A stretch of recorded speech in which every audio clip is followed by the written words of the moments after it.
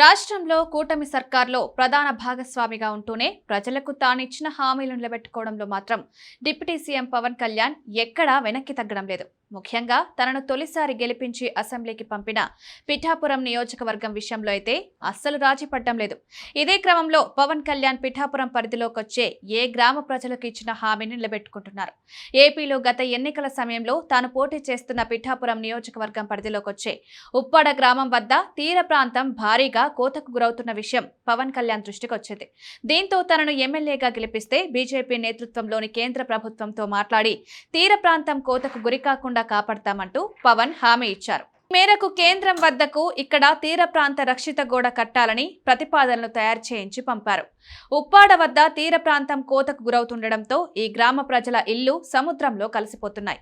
అంతేకాదు సముద్రం ఎప్పుడు వచ్చి తమ ఇళ్లను ముంచేస్తుందో తనలో కలిపేసుకుంటుందో తెలియక ఇక్కడి మత్స్యకారులకు నిద్ర పట్టడం లేదు. ఈ సమస్యను గమనించిన పవన్ కళ్యాణ్ కేంద్రానికి ఉప్పాడ వద్ద రక్షణ గోడ నిర్మాణం కోసం 323 కోట్ల రూపాయలు కేటాయించాలని ప్రతిపాదనలు పంపారు. ఈ మేరకు పవన్ కళ్యాణ్ పంపిన విజ్ఞప్తికి కేంద్రం కూడా సానుకూలంగా స్పందించింది.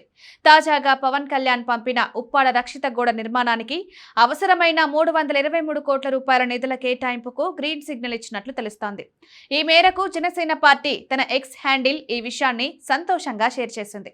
కేంద్రం ఇచ్చే నిధులతో ఉప్పాడ వద్ద రక్షిత గోడ నిర్మాణం జరిగితే ఇక అక్కడ గ్రామానికి సముద్ర ముప్పు తొలగిపోతుంది. ముఖ్యంగా తుఫాన్లు వచ్చినప్పుడు సముద్ర ఆటుపోట్లకు సైతం తీరం కోతకు గురికాకుండా ఉంటుందని అంచనా వేస్తున్నారు.